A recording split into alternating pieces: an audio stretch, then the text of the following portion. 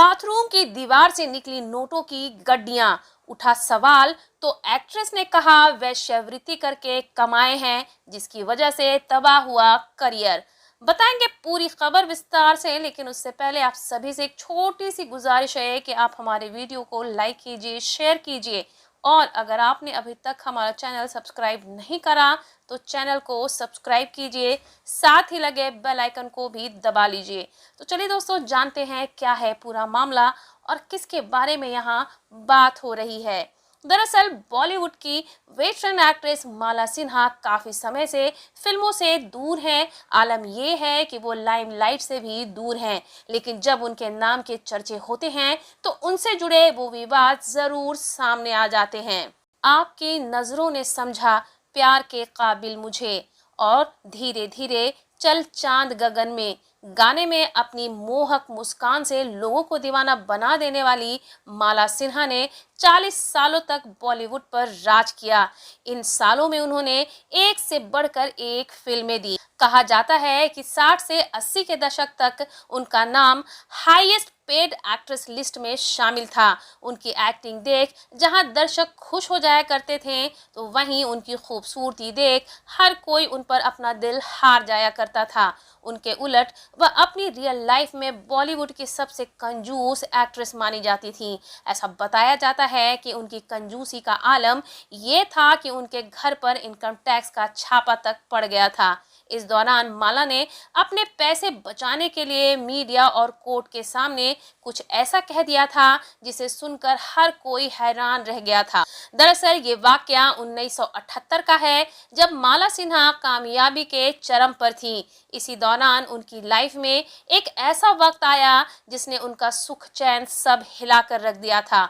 मामला income tax से जुड़ा था। मीडिया रिपोर्ट्स की माने तो साल 1978 में माला सिन्हा के मुंबई स्थित घर पर इनकम टैक्स का छापा पड़ा। छापेमारी में उनके बाथरूम से 12 लाख की गड्डियां बरामद हुई थी। उन दिनों 12 लाख रुपए बहुत बड़ी रकम होती थी। मीडिया रिपोर्ट्स की माने तो मामला इतना बड़ा था कि ये केस कोर्ट तक पहुंच गया। माला सिन्हा ये सोचकर इतना परेशान हो उठी कि उनकी कमाई कहीं जब्त ना हो जाए, इसलिए वकील और अपने पापा अल्बर्ट सिन्हा के कहने पर उन्होंने अदालत में ये कबूल किया कि उन्होंने ये पैसे वेश्यावृत्ति से कमाए हैं। माला सिन्हा का ये स्टेटमेंट सामने आने के बाद हर कोई शॉक्ड रह गया। लोग उन्हें काफी बुरा भला कहने लगे थे। इस वजह से उनकी इमेज भी काफी खराब हुई। बाद में खुद माला भी काफी टूट गई। माला सिन्हा की शादी नेपाली एक्टर चिदम्बरम प्रसाद लोहानी के साथ हुई। इनकी शादी 16 मार्च 1968 में हुई थी।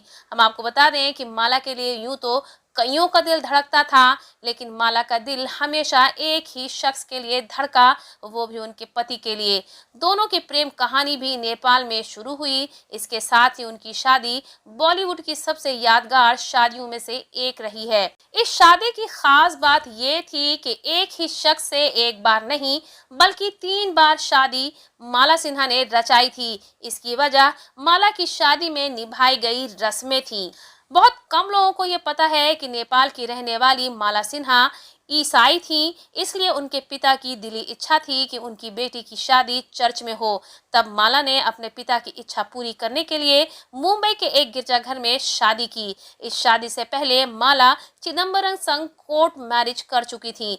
चर्च में उनकी दूसरी बार शादी हुई थी। गजब बात ये रही कि 2 बार शादी होने के बाद उनके पति चिदम्बर के परिवार को संतुष्टि नहीं मिली और वे अब कपल की हिंदू रीति रिवाज से शादी करना चाहते थे। चिदम्बर के घर वालों ने माला के सामने शर्त रखी कि जब तक बहू 7 फेरे नहीं लेगी तब तक उसका गृह प्रवेश नहीं होगा। तो उसके बाद इनकी शादी एक बार फिर हिंदू धर्म के मुताबिक रचाई गई। इस तरह माला सिन्हा ने एक ही शख्स से 3 बार शादी रचाई थी। हम आपको बता दें कि आजकल ये बातें कॉमन हो गई हैं, लेकिन 60 दशक के जमाने में ये काफी बड़ी बात होती थी। इसलिए माला की शादी एक यादगार शादी कही जाती है। माला सिन्हा की एक बेटी है जिनका नाम प्रतिभा सिन्हा है।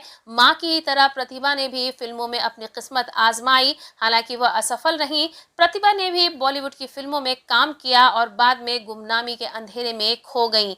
बेटी के असफलता से आहत माला काफी टूट गईं। मीडिया रिपोर्ट्स की माने तो बेटी की लगातार फिल्मों की असफल होने के बाद माला ने किसी सभा समारोह में शामिल होना ही छोड़ दिया।